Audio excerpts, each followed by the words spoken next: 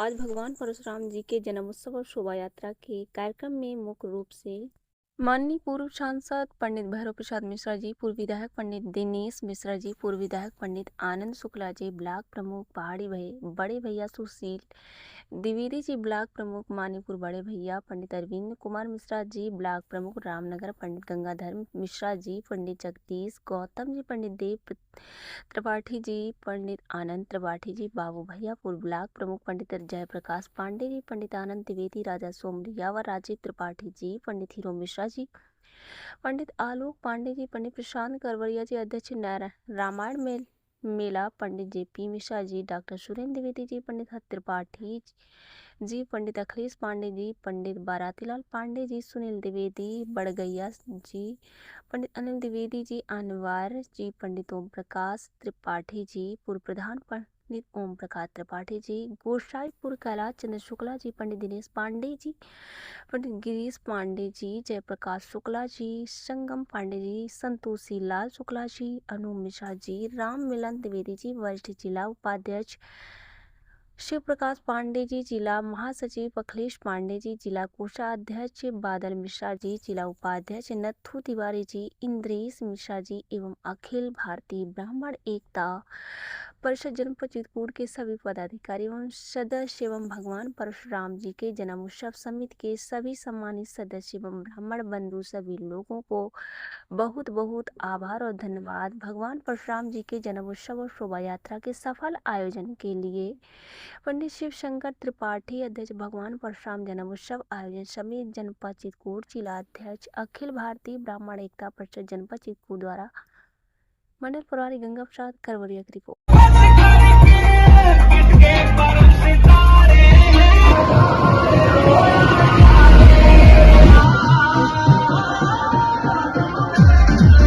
भगवान परशुराम जी को नमन करता हुआ आप सभी को बंधुओं के चरणों में नमन करता हूं।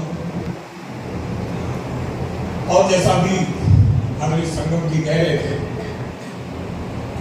हमें जहां भगवान परशुराम वीरता का संदेश देते हैं, पराक्रम का संदेश देते हैं,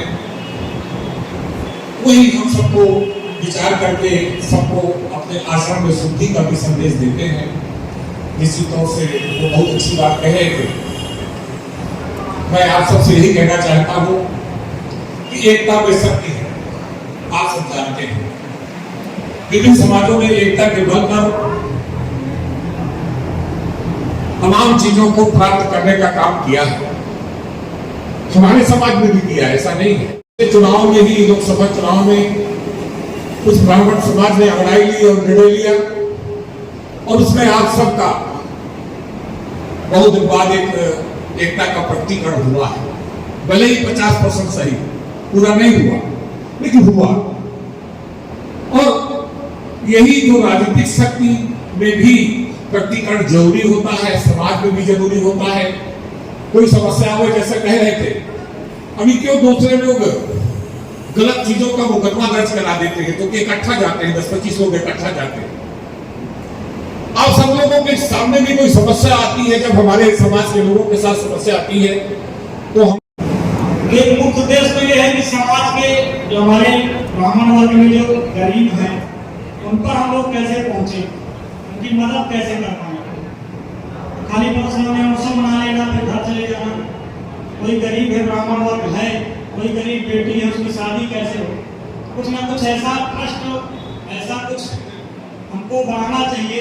मंदिर की बात है कि परशुराम जी का मंदिर कैसे बने, उनका ट्रस्ट कैसे बने। जैसे चित्रकूट में तमाम जातियों के ट्रस्ट हैं, तो एक उचित स्थान कैसे हम लोगों को मिले जहाँ पर हम बैठ सकें, जहाँ से अपनी बात कह सकें, जहाँ से हमारी बात का मैसेज पहुँचे। एक तो स्थान होना चाहिए मेरे हिसाब से। परशुराम जी का एक ट्रस्ट बना के, ट्रस्ट में जो कोई रहे, जो भी रहे, सब लोग बड़े बुजुर्ग लोग हैं, जो भी तय कर ले, इसको भी रखते हैं। लेकिन मेरा जो उद्देश्य मेरे मन में है कि तो पहले यहाँ पर एक स्थान होना चाहिए कहीं ना कहीं, चाहे जहाँ बने, पूरे चित्रकूट में कहीं बन जाए, लेकिन बनना चाहिए आसपास के क्षेत्र में 10-15 किलोमीटर कहीं बन जाए। तो स्थान अगर बन जाएगा तो अपने आप वो प्रसिद्धि प्राप्त कर लेगा, वहाँ से मैसेज जाने लगेगा। तो पहले तो एक परशुराम जी का मंदिर होना चाहिए। परशुराम जी का मंदिर एक ये नहीं कि छोटी मोटी जगह में 4-5 बीघे का हो, भले गांव में हो, वहाँ पर सब लोग जाएं मत्था टेके और वहाँ पर सब लोग जाएंगे तो एक मैसेज जाएगा तमाम लोग आएंगे तो वहाँ पर हम लोग पहले उनको ले जाने की एक रीत कर दें कि वहाँ पर परशुराम के पास जाना ही जाना है। जो भी यहाँ पर ब्राह्मण बंधु है वो जा ही जाए, अन्य लोग भी जो जाना चाहें जाए। परशुराम का मंदिर होना चाहिए, फिर वहाँ पर कृष्ण में तमाम कमरे धीरे धीरे बनते रहेंगे। संस्कृति व्यक्ति न सनातन संस्कृति बचती अगर ब्राह्मण नहीं होता, न सनातन संस्कृति बचती अगर ब्राह्मण नहीं होता, महती यूं नहीं धरती अगर श्रावण नहीं होता। तो हमारी भूमिका बहुत ही एक अहम है समाज के लिए। एकजुट रहने से अभी कहीं कहीं ऐसा होता है क्योंकि हम धर्म के